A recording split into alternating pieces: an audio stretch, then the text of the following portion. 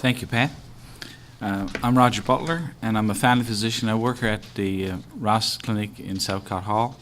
I'm an associate professor of family medicine at Memorial University of Newfoundland, and I chair the MUN Family Medicine Residency Program in geriatrics.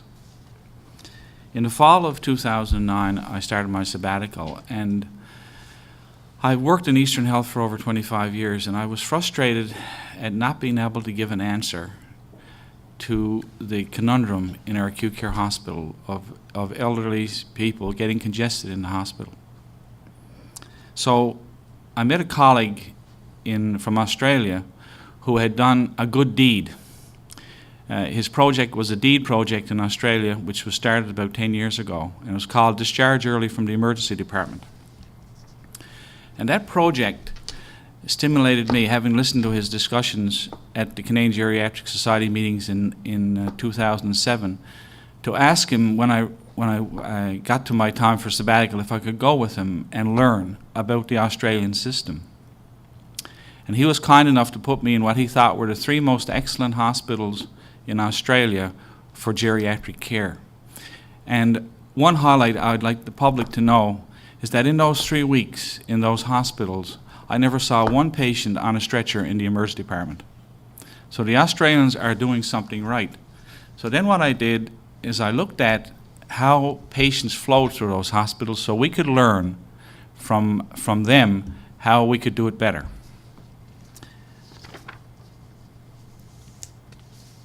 The healthcare hospital is like a factory. Canadian hospitals are designed very, very well for one thing. If you have to have bypass surgery, the system takes you through in an organized fashion. If you have a lung problem, you can go to respiratory service, they take care of you. So it seems like the problem we're facing with geriatrics is one of multi-system problems and also problems that are functionally based. And the hospital is designed to pick up a diagnosis, fix the problem, and send you out. But when an older person goes to hospital, they don't present like that. They present with a fall. And the fall could be related to poor vision. It could be related to deconditioning of their muscles. It could be related to a cardiac problem.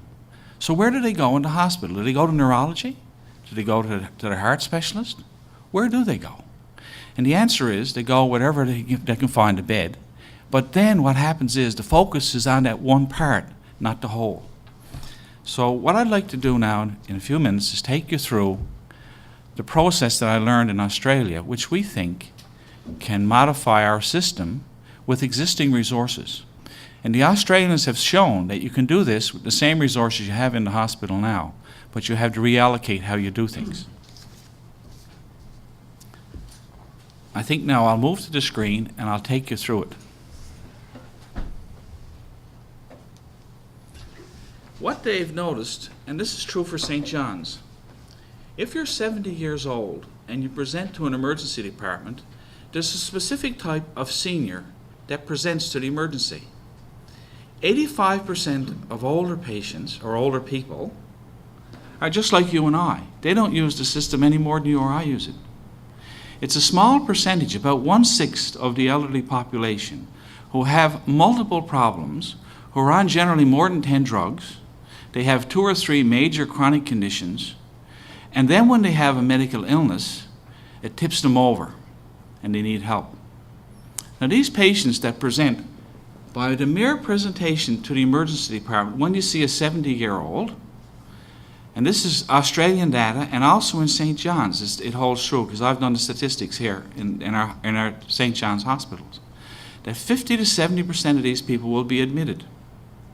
So it makes common sense, doesn't it, that if you're going to have a 1 in 2 chance of being admitted to the hospital, that the hospital should screen you to see that you can hear, that you can see, that you're cognitively well, that you can open a pill bottle.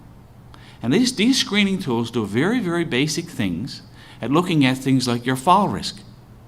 Is this person at risk of a fall? If they are, and we bring them in the hospital for control of their diabetes, for instance, or they've had a stroke, control their diabetes, it's very important that we know that they have a fall risk, because if we're going to give them a sedative for sleep, guess what could happen? We've just increased their fall risk to the point that there's a good possibility we're going to cause a fall while they're in hospital. And then that's going to complicate the recovery on the other condition. So what they did is they put a screening tool in, and this screening tool takes 20 to 30 minutes to administer. And you'll see that when you go in a hospital, about 15% of people go appropriately to ICU or CCU or to the trauma center, because if you're in a motor vehicle accident or you had a heart attack, the system works very good for that. But what if you had a fall? Then you come over here and you're out there in the waiting room. So the nurse sees you in Australia. She doesn't let you wait longer than an hour, and she administers this assessment tool. Okay? So you'll see also, for the patients who came in the quick way and had their surgery or went to ICU cardiac, they also have the assessment tool done once they're stabilized. Because having that assessment tool done enables us to know how to keep you at home. Because if you're a fall risk and you're living in a 2-story house and you haven't got proper rails in your home, guess what will happen when you go home? You'll not only have another fall, you could have a serious one. And if we're not watching the drugs we're giving you when we send you home, and if we don't know if you can take your drugs properly, you can see how things can get pretty confused.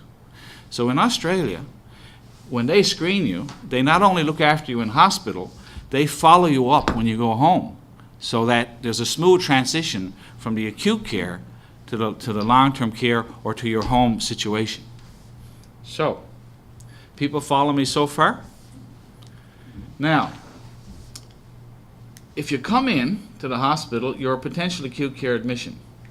So if you're a potential acute care admission and you're frail and you're elderly, it makes sense that we got to sort you out quickly.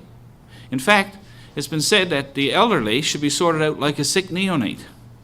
Time is of essence. The longer that patient is waiting in that emergency department with nothing done, they're getting sicker and sicker, and the greater chance they're going to die in those first few hours in hospital.